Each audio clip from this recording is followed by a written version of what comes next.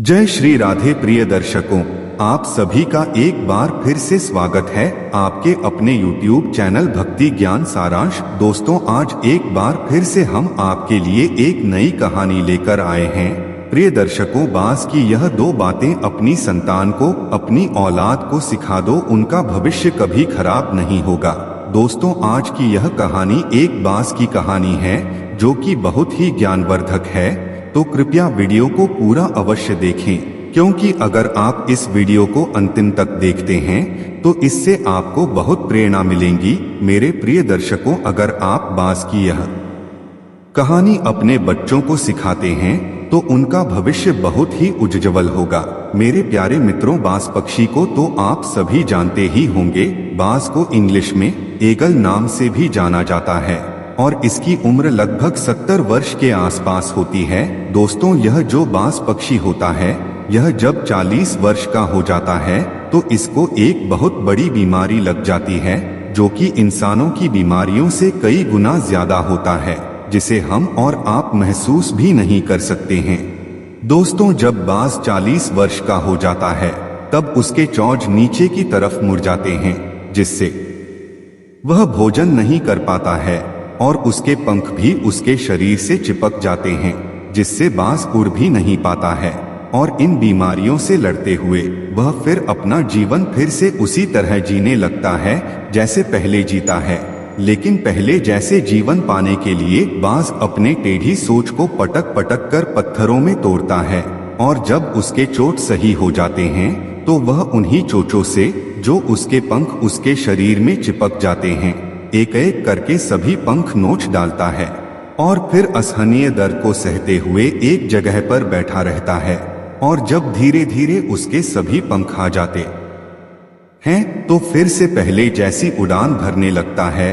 दोस्तों, कहानी शुरू करने से पहले आपसे अनुरोध है कि कृपया जो दर्शक इस चैनल पर पहली बार आए हैं तो चैनल को सब्सक्राइब करें और वीडियो को लाइक कर दें। और आप सभी से निवेदन है, कृपया अच्छे अच्छे कमेंट किया करें। तो आइए दोस्तों, चलते हैं कहानी की ओर। दोस्तों, बास अपने बच्चों को बहुत कठिन परिश्रम करके उड़ना सिखाता है। दोस्तों, जब बाज के बच्चे अंडे से निकलते हैं तो बास अपने बच्चों को अपने पंजे में दबा करके बहुत ऊंची ऊंची उड़ानें भरता है।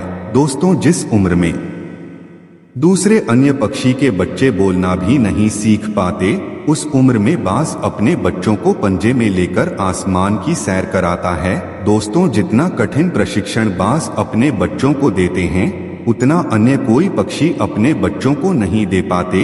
बास लगभग अपने बच्चों को लेकर के 11 से 12 किलोमीटर की ऊंचाई तक चले जाते हैं। दोस्तों, बास यह जो दूरी होती है सिर्फ 7 से 8 मिनट में तय करते हैं।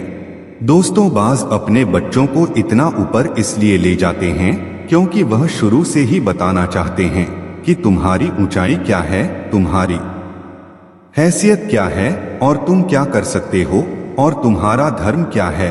यह सब बास के बच्चों को इतनी ऊंचाई में ले जाकर के सिखाया जाता है। दोस्तों, 12 किलोमीटर की ऊंचाई में बास अपने बच्चे को ले जाकर के अपने पंजों से छोड़ देते हैं, और जब बच्चे इतने ऊपर से नीचे की ओर गिरने लगते हैं तो उन्हें 1-2 किलोमीटर तक तो आभास भी नहीं होता है कि वह नीचे गिर रहे हैं और उनके साथ क्या होने वाला है। और लगभग 6 से 7 किलोमीटर बास के बच्चे नीचे आ जाते हैं, तब उनके पंख धीरे धीरे खुलने लग जाते हैं और लगभग 8 से 9 किलोमीटर नीचे आने पर उनके पंख खुलने लगते हैं, अर्थात पहली बार बास के बच्चों के पंख फड़फड़ाने लगते हैं। और जब बास के बच्चे धरती से लगभग 1300 मीटर ऊंचाई पर रहते हैं, और दोस्तों, जब बास के बच्चे लगभग धरती से कुछ ही मीटर की दूरी पर रहते हैं और जब उन्हें ऐसा लगता है कि यह उड़ान उनकी आखिरी उड़ान होगी, तभी ऊपर से उनकी माँ, जो कि अपने बच्चों के ऊपर पंख फैलाकर उड़ती रहती है, वह अपने पंजों में उन्हें जकड़ लेती है और फिर से ऊपर की ओर चली जाती है। और बास के बच्चे की ऐसी ही निरंतर ट्रेनिंग चलती रहती है।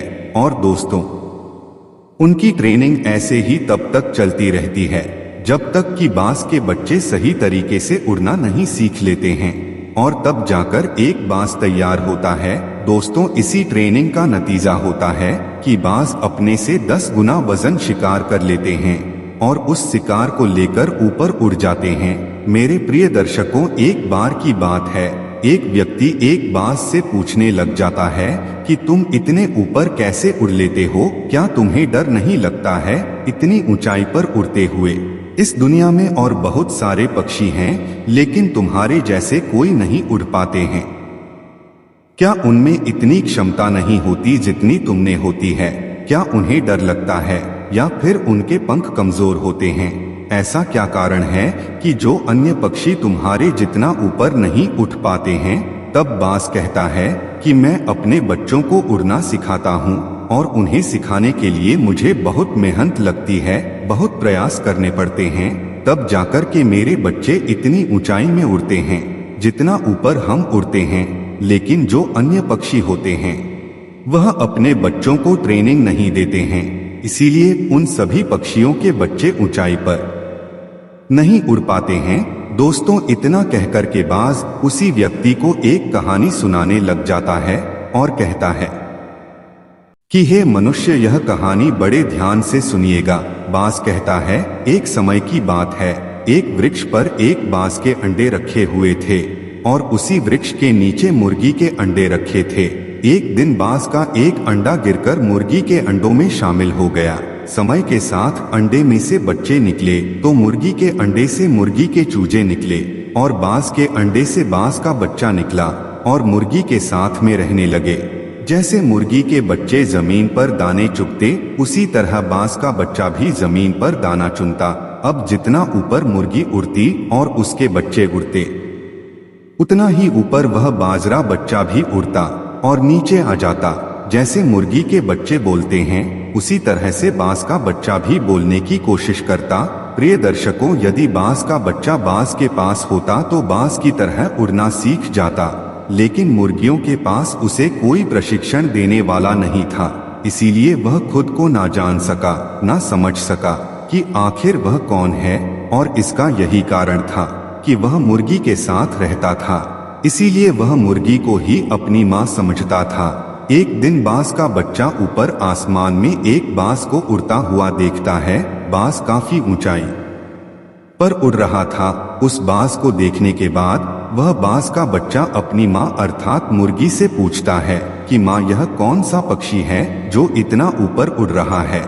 क्या हम इतनी ऊंचाई पर नहीं उड़ सकते?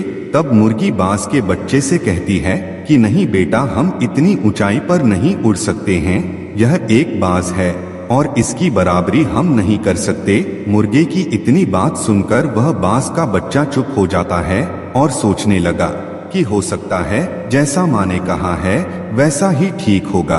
बाज का बच्चा जिस प्रकार से मुर्गी दाना पानी करती, उसी प्रकार से वह भी करता। जैसे मुर्गी के बच्चे रहते हैं, उसी प्रकार बाज का बच्चा भी रहने लगा। दोस्तों, मुर्गियों के साथ रह करके वह बाज का बच्चा अपनी उड़ान भूल जाता है, अपनी पहचान भूल जाता है, अपना कर्म भूल जाता है, अपना अस्तित्व भूल जाता है, अपना धर्म भूल जाता है। अगर वही बाज का बच्चा बाज के साथ होता तो आसमान में उड़ रहा होता, ना कि उस उड़ते हुए बाज को देखकर मुर्गी से पूछता कि यह कौन है। दोस्तों, यह सब बातें बाज उस मनुष्य को बता रहा था कि अगर वह बाज का बच्चा बाज के पास होता तो बाज के जैसे ऊंची उड़ान भरता, लेकिन मुर्गी के साथ रहकर वह मुर्गियों के जैसे ही बन गया था। दूसरी बात बताते हुए वह बाज कहता है कि बाज के बच्चे कभी किसी के घर के ऊपर नहीं उड़ा करते। दोस्तों, आपने एक कहावत भी सुनी होगी कि बाज के बच्चे कभी मुंडेर पर नहीं उड़ा करते। आगे बाज उसे कहता है कि भले ही अपने बच्चों को सीने से लगा कर रखो, लेकिन उनको दुनियादारी की समझ सिखा कर रखो, समझा कर रखो। आगे बाज उस मनुष्य से कहता है कि आजकल मनुष्य अपने बच्चों को लाड़ प्यार से मुर्गी के जैसे बना देते हैं, जिसके पास मजबूत पैर तो है लेकिन वह चल नहीं सकता, ज्यादा ऊंचाई पर उड़ नहीं सकता। पंख तो हमारे जैसे ही मोटे और मजबूत होते हैं, लेकिन वह ज्यादा ऊंचाई पर उड़ नहीं सकते। तीसरी बात बताते हुए बाज कहता है कि गमले में लगा पौधा और जंगल में उगे पौधे में धरती और आसमान का अंतर होता है। और यही अंतर हमारे में और दूसरे अन्य पक्षियों में होता है। मेरे प्रिय दर्शकों, यदि आप अपने बच्चों को ऊंची उड़ान भरते हुए देखना चाहते हैं तो उन्हें बचपन से ही लड़ना सिखाइए। दुनिया की बातों से रूबरू कराई, बचपन से ही संघर्ष करना सिखाइए, क्योंकि अगर बच्चे शुरू से ही मेहनत करेंगे तो उनका भविष्य उज्जवल होगा। अगर कोई संकट भी आ जाएगा तो उस संकट से निपट लेंगे। प्रिय दर्शकों, यदि आप अपने बच्चों को शुरू से ही परिश्रम करना नहीं सिखाएंगे, मुश्किलों से लड़ना नहीं सिखाएंगे, तो उनका भविष्य खतरे में पड़ सकता है। दोस्तों, बास की इन तीनों बातों को हमेशा याद रखना। अब हम आपसे विदा लेते हैं।